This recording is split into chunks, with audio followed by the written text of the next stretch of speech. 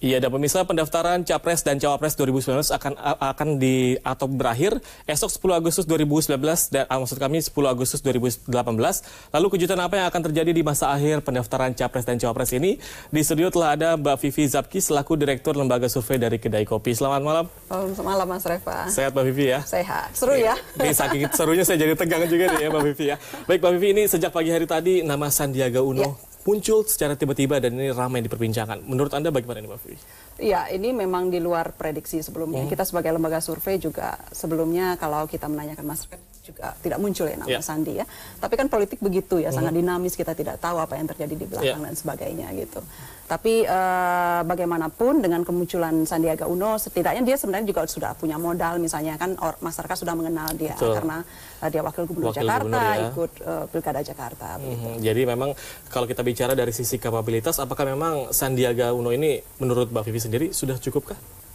Ya, karena ini kan yang dipertaruhkan Cawapres ya Mbak ya? Iya betul, Cawapres itu kan sebenarnya dalam pemilihan presiden memang posisi sangat penting gitu. Dalam survei kita misalnya berapa kali kita juga mengukur bagaimana opini masyarakat soal Cawapres. Kita tanya kan, apakah pilihan mereka ini dipengaruhi oleh soal pilihan wakil presiden gitu.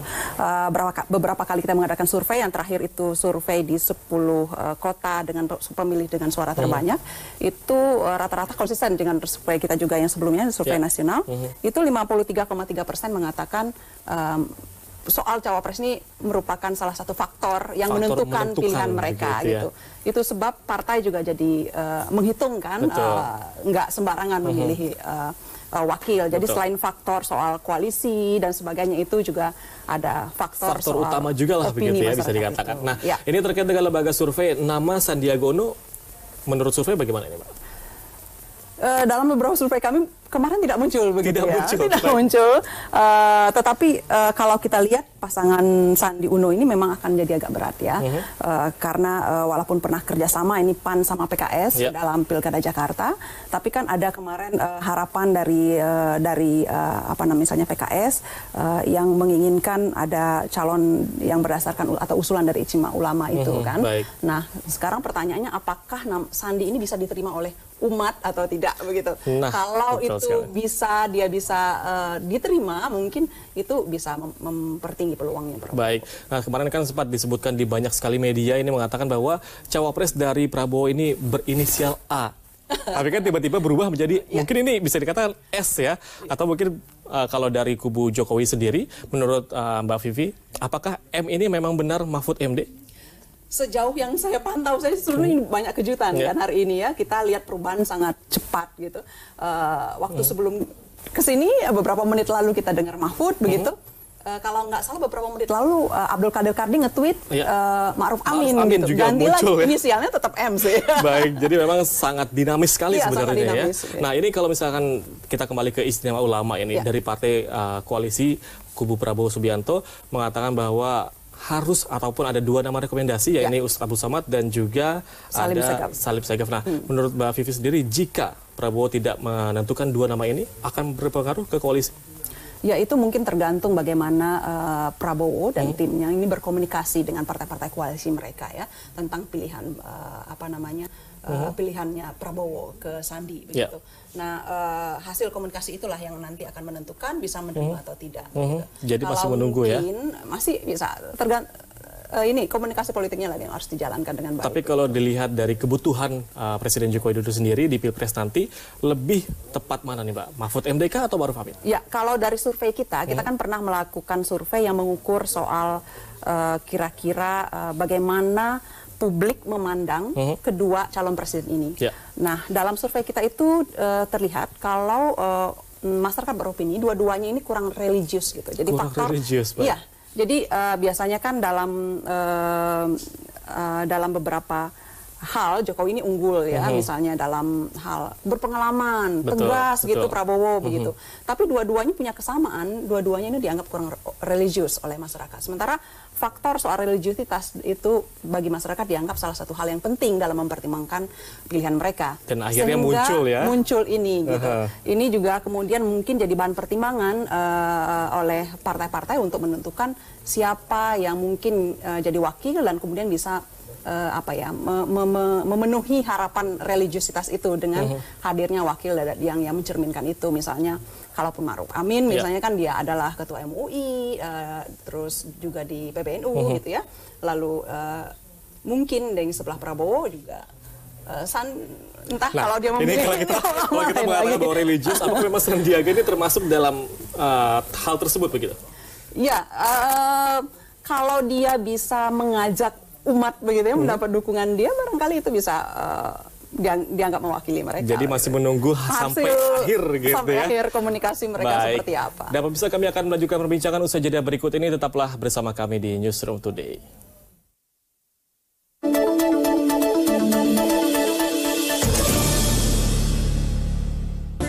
Ya, terima kasih Anda masih bersama kami di Newsroom Today, dan kami akan melanjutkan perbincangan mengenai bursa cawapres dan juga cawapres yang semakin panas, Mbak Vivi ya. Nah, ini kami baru mendapatkan informasi baru saja Presiden Joko Widodo mendeklarasikan bahwa di Pelataran Menteng, lebih tepatnya, akan bersama Ma'ruf Amin. Pandangannya gimana, Mbak? Akhirnya Ma'ruf Amin yang dipilih. Ya, kita sebenarnya sudah dengar nama Ma'ruf Amin kan dari beberapa minggu sebelumnya ya. Dia antara maju mundur gitu ya, sampai sehari sebelum kita juga dengar Ma'ruf gitu ya. Nah, mungkin ini bagian dari negosiasi dari partai koalisi kan. Tapi pada satu sisi juga memang nama Ma'ruf Amin ini kalau kita lihat hampir sama juga dengan Mahfud kan, dia relatif bisa diterima oleh anggota partai koalisi lainnya gitu.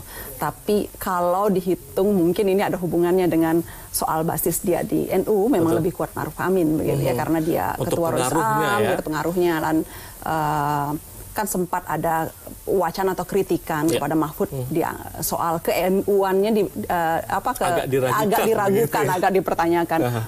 Entah ini apakah ini juga jadi faktor atau tidak.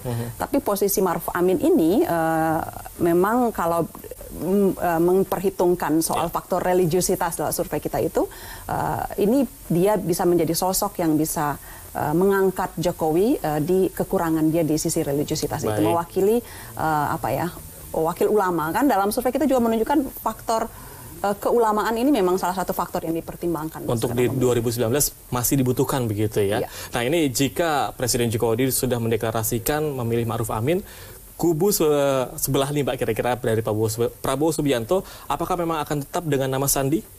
Kalau yang saya dengar sampai tadi, tadi maghrib ya. Koalisi di kubu Prabowo sudah mantap, kita sudah selesai. Tapi kita tidak tahu ya, kita lihat saja dalam sehari ini kan politik sangat dinamis, berubah menit ke menit. Kita tidak tahu bagaimana apa yang didiskusikan sampai malam ini. Atau waktu masih ada kan sampai besok pagi gitu, tanggal 10 itu kan sampai pukul 12.00 gitu. Nah, ini jika melihat pernyataan dari Prabowo Subianto yang akan ataupun berencana isunya ini ke Sandiaga Uno, apakah memang dari koalisi lain seperti PKS dan juga PAN dan Demokrat akan menerima keputusan ini? Iya, kalau kita lihat sih sejauh ini sih nampaknya komunikasi mereka baik-baik saja, tidak ada gejolak, kecuali sempat ada insiden soal kardus itu kan. Tapi tadi kalau kita lihat sudah ada komunikasi yang baik juga dari Gerindra bertemu dengan SBY begitu. Nampaknya sudah mulai sedikit lebih adem, dan nampaknya belum ada gejolak lain di luar soal itu. Baik, Mbak Vivi, ini yang menarik kan sepertinya pemilihan waktu deklarasi ini seperti menjadi salah satu strategi begitu ya dari dua kubu ini. Nah, saling tunggu ya? Saling tunggu. Nah, ini menurut Mbak Vivi yang paling tepat ini sebenarnya menunggu sampai akhirkah atau memang saat ini yang tepat? Yang pasti jangan telat daftar aja. Jangan telat daftar.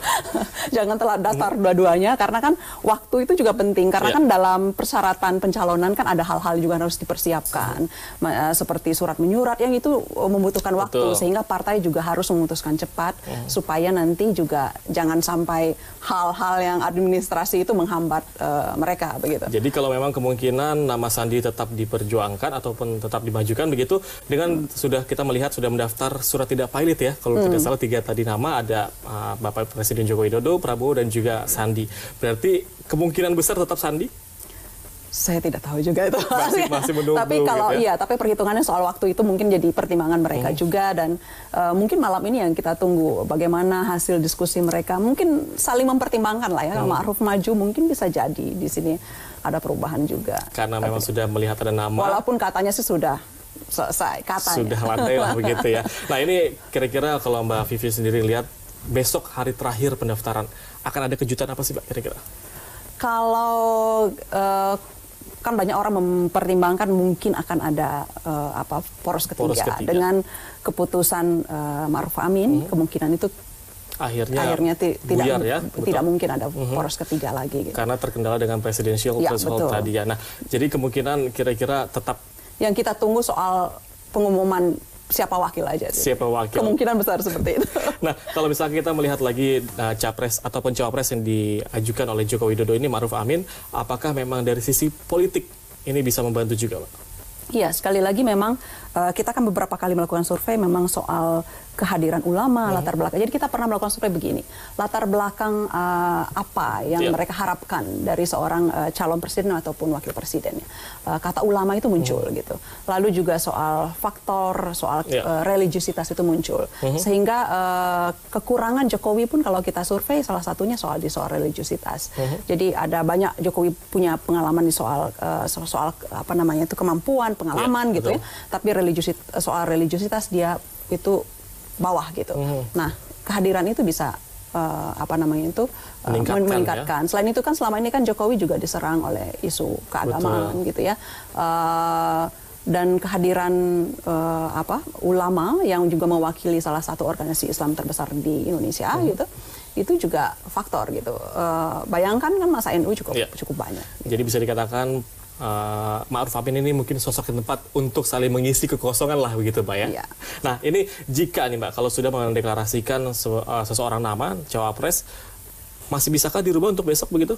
Kalau sudah daftar nggak bisa lagi ya. Jadi sampai pendaftaran ya? Waktu itu tadi yang saya bilang kan, jadi habis ini kan juga selain persyaratan, lalu mereka juga harus bersiap mensosialisasikan nama itu kan pekerjaan besar juga untuk menanti mereka untuk memperkenalkan misalnya Ma'ruf Amin ini siapa, lalu apa untuk menarik calon pemilih gitu. Nah, kalau kita membicarakan nanti ke lembaga ataupun lembaga survei, kira-kira kalau dari Mbak Vivi sendiri, Presiden Jokowi kah atau memang Prabowo yang kemungkinan akan menjadi selanjutnya?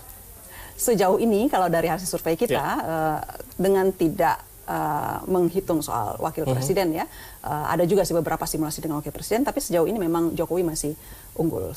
Sama seperti lembaga-lembaga survei yang lain, rata-rata ya keunggulan dia masih cukup jauh dari Prabowo. Jadi tapi kan kita tidak pernah tahu. Kemungkinan untuk 2 putaran masih ada, tapi bisa jadi. Masih mungkin. Iya, masih mungkin. Ya? Kalau menurut hasil survei beberapa sampai bulan Juli gitu. Ya.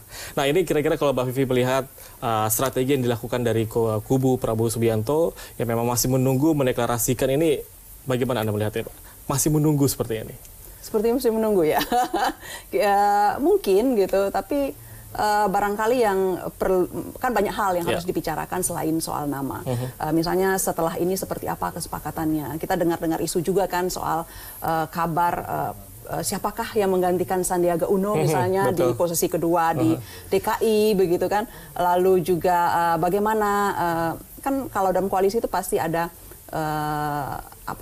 negosiasi tentang bagaimana nanti dalam pengaturan kekuasaan itu dibagi peran masing-masing seperti itu. Mungkin itu juga akan jadi diskusi panjang di dalam partai. Baik, nah ini terkait dengan nama Yusuf Kala memang sampai detik ini pun masih menunggu putusan MK. Mungkin nggak sih Mbak akan masuk ke kubu Prabowo? Sebagai juru kampanye? Mungkin ya. Kalau lihat Golkar sudah di Jokowi sih agak sulit ya seperti ya. Kan, Jokowi juga sudah tadi berkunjung kan ke tempat Yusuf Kala dan tampaknya baik-baik aja. Jadi nampaknya koalisi sudah terbentuk lah kurang lebih ya. Baik, mungkin di terakhir ini Mbak Vivi, pesan untuk masyarakat terkait dengan panasnya Pilpres ini. Iya, kita kan ini bisa jadi pelajaran bagi masyarakat bagaimana politik kita bekerja begitu ya. Memilih ya sesuai dengan apa yang hati nurani dan ekspektasi mereka terhadap calon pemimpin, seperti apa, pemimpin macam apa yang nanti dianggap bisa membawa Indonesia menjadi lebih baik, menyelesaikan persoalan-persoalan yang saat ini. Baik, terima kasih banyak Mbak Vivi telah hadir bersama kami di Studio JAK TV. Dan pemirsa, gempa berkekuatan 6,2 skala Richter kembali mengguncang Lombok, Nusa Tenggara Barat. Lalu bagaimanakah nasib para korban? Informasinya akan kami hadirkan usai jeda berikut ini.